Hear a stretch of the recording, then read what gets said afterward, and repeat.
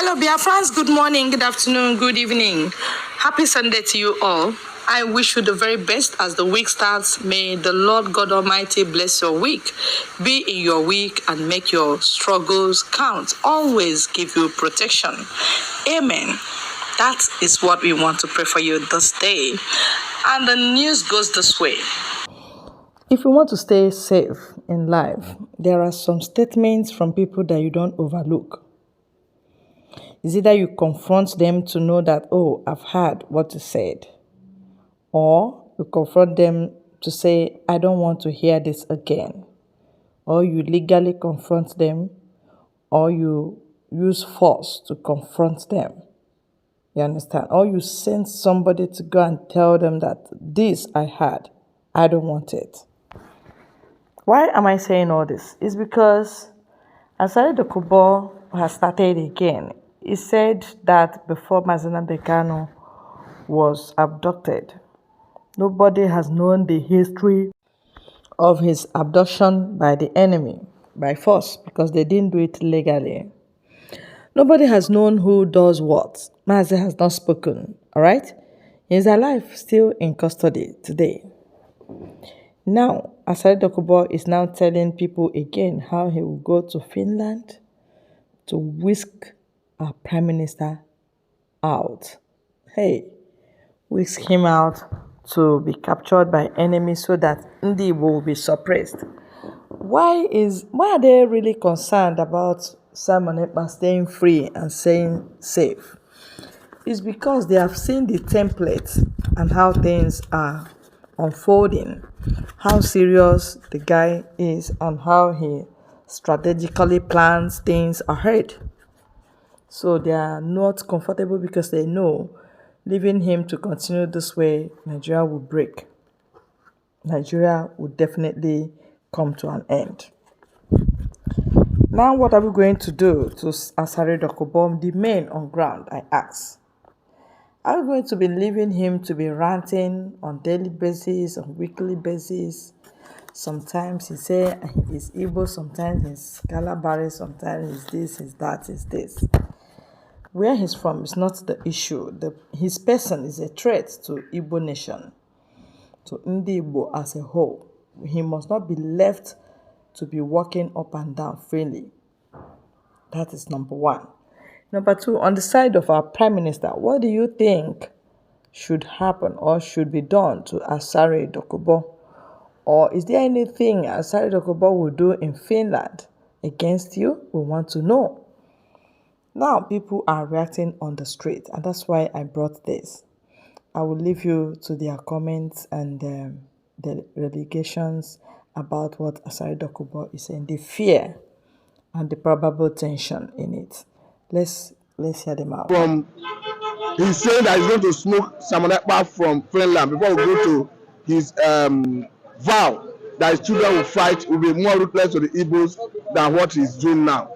Do you think he has the capacity to flush out Simon Ekpa from Finland? Unfortunately, in recent times, Asare Dokubo has been very reckless, and he has shown deep immaturity in his reasoning. And people are beginning to question, actually, whether he is having a kind of mental issues. This is a man who speaks from both sides of the mouth always. And I don't see any reason why at every point in time, because of his supposed relationship with those in power, he always single Igbo Biafrans, to feast on unnecessarily without any form of provocation. That tells you the nature, of his reasoning, which has not been aligning with reality in the first place. Let us look at who he claims he is. Even though he says he's his job, he does not have accurate information most times. If you look at him very well, the way he, open up his unreasonable thoughts on air, trying to single out always, Igbos who have already, moved forward, moved beyond the likes of Asare Dokubo, if he at all exists. He has been having a serious issues, and Asare Dokubo feel that his popularity, it can only be sustained anytime he mentioned people like Simon Ekpa, he mentioned people, Igbo Biafrans, he talks about all those kind of weak stories about himself and where he come from. We've gone beyond that.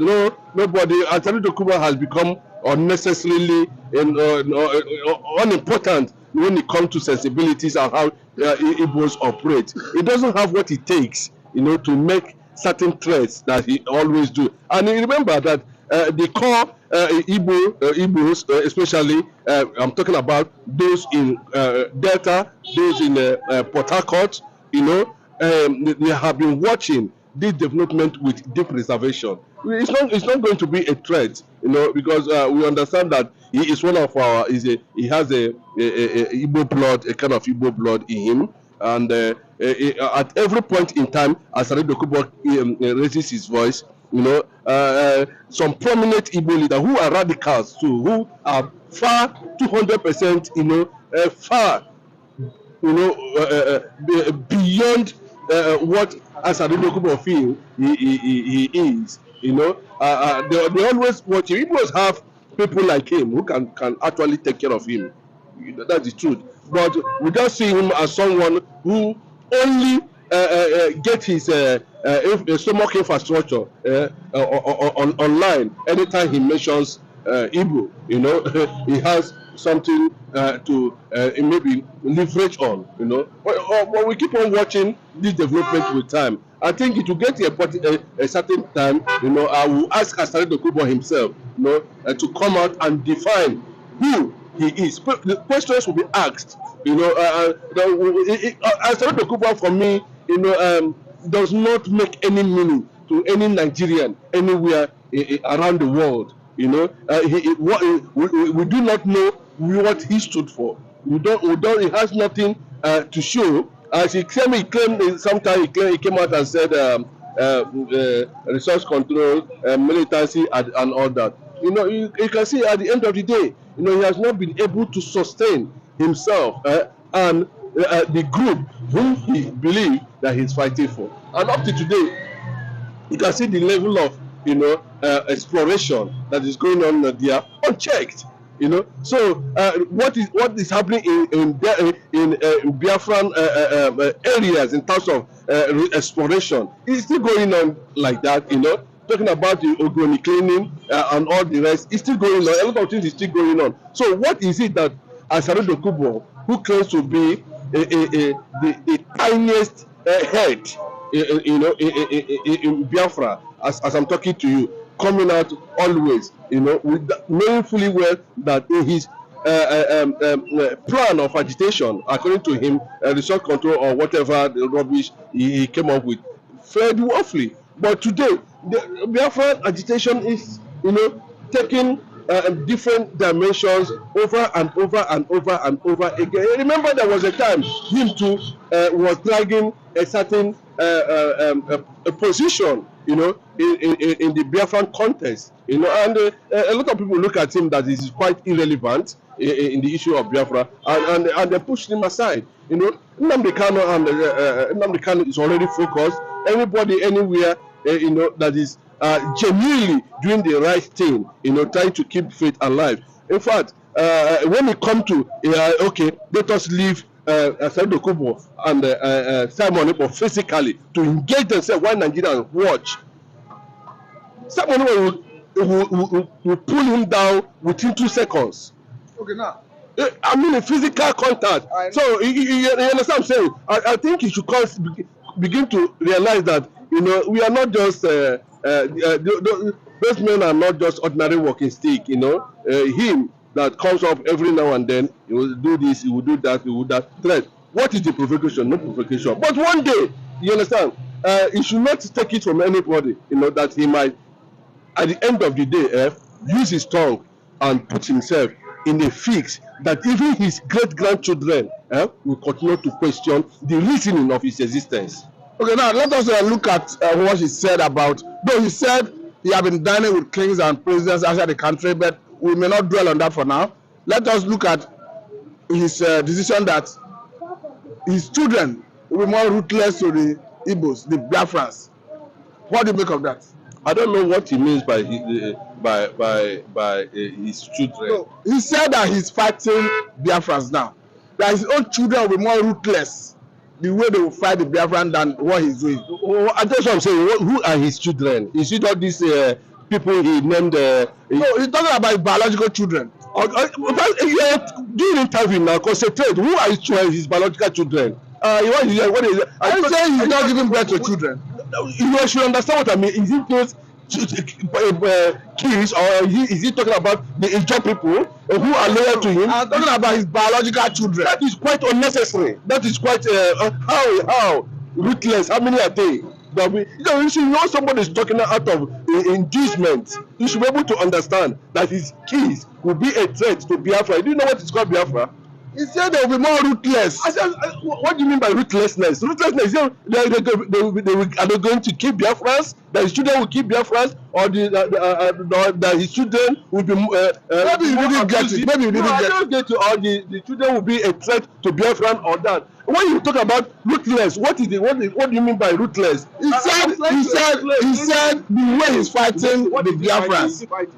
I'm trying to bring this. Asari Dokubo actually fighting Biafrans. I'm trying to put the question across to you now. You should understand that this kind of person we should not give him even relevance. Then why are we having conversation around him?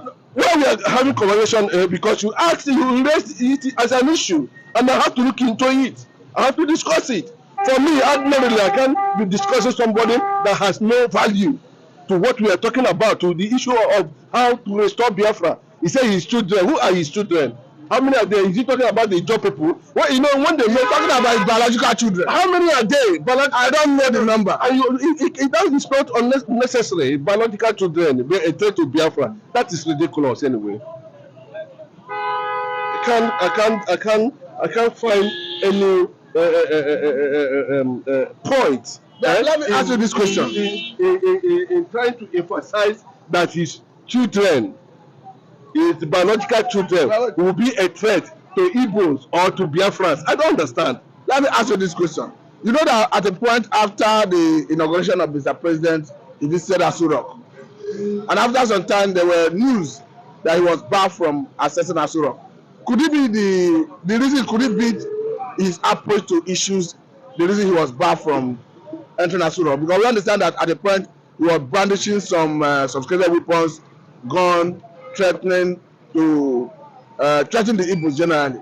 I think it was a case of damage control when Tinubu realized that he has gone reckless, and he was advised, by his men to distance himself from anything that has to do with Asari Dokubo, and of course, which he has done.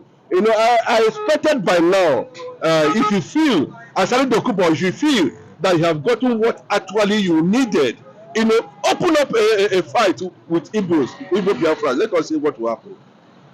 I challenge you, Asari Dokubo, you and your children, any form of recklessness, anything. You see, when America wanted to invade, when America wanted to go to Iraq, when Saddam Hussein was the president of that country, when Hussein and the then W. Bush were exchanging words, he was asked, which kind of conventional type of conventional war do you want? Do you want the one that they can use horse with sword?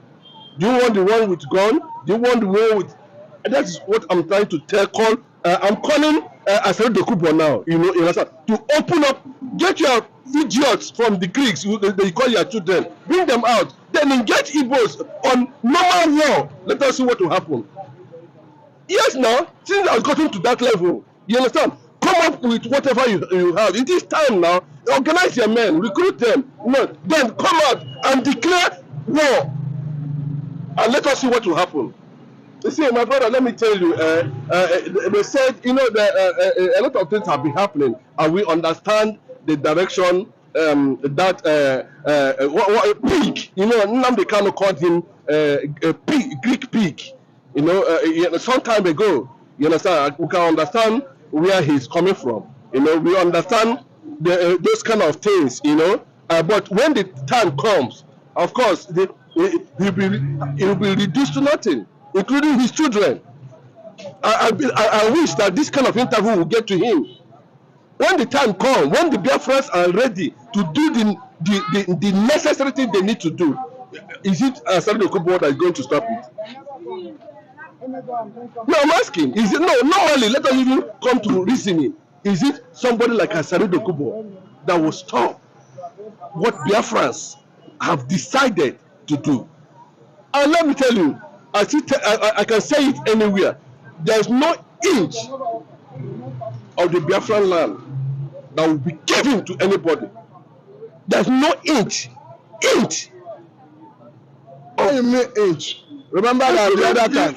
Brother, I'm telling you, there's no country that will sit down and allow his territory to be taken by fools. But remember that there were controversy when the judge said their land is not Biafra land. Let me tell you, if they are saying that, can you just say it tomorrow when you say Ijo, who are predominantly Bayelsans? You know, that's where you find a bit of Ijo people there. Today, you can see what is happening in Port Harcourt, Rivers State. They are going to produce the next Ohanese. Rivers State. The next Ohanese president is going to come from Rivers State. And in the same Rivers State, people will say, he's not evil. Wait, we know what is going on. We know what is going on. We know the influence of Ndoki people in Abia State, the Anang, and some other minorities of quite insignificant numbers that made up Ijo. It's not this Ijo, it's not this IJAW.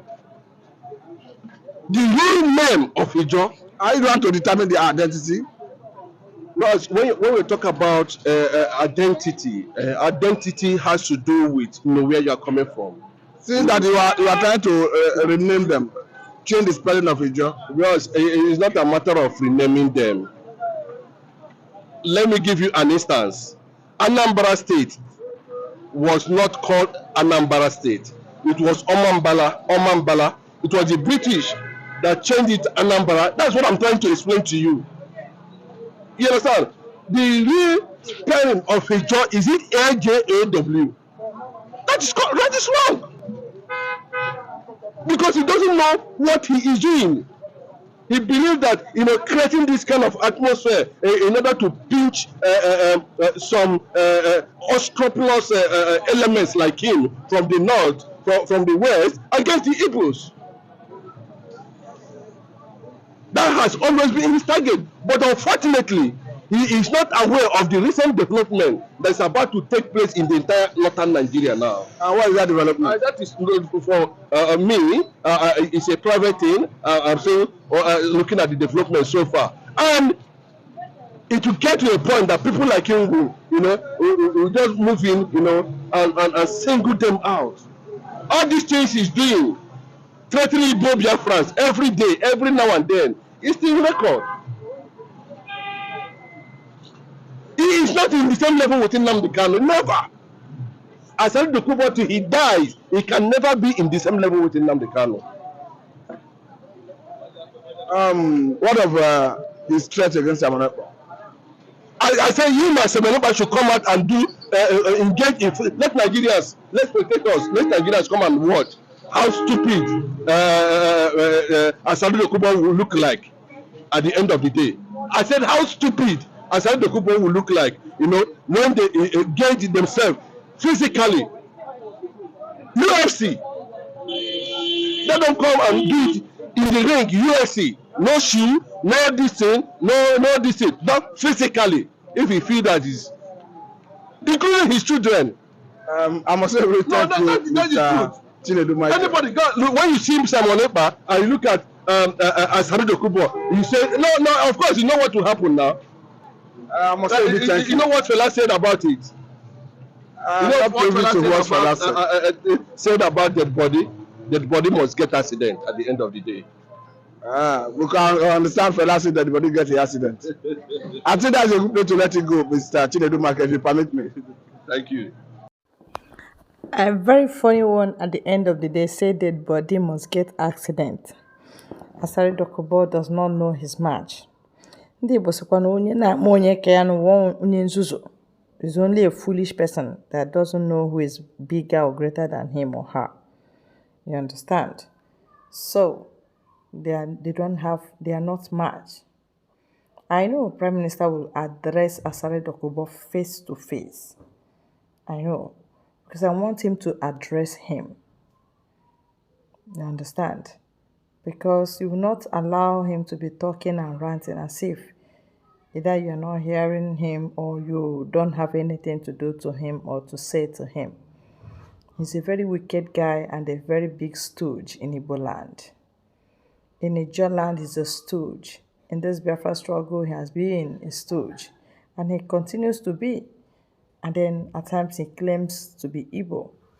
That does not, it won't change anything that will be done to him because we have known him. He's a very bad figure in our land, in that region. And that brings us to the end of this very video. I want you to please help us to share, like, and subscribe to this channel. God bless you.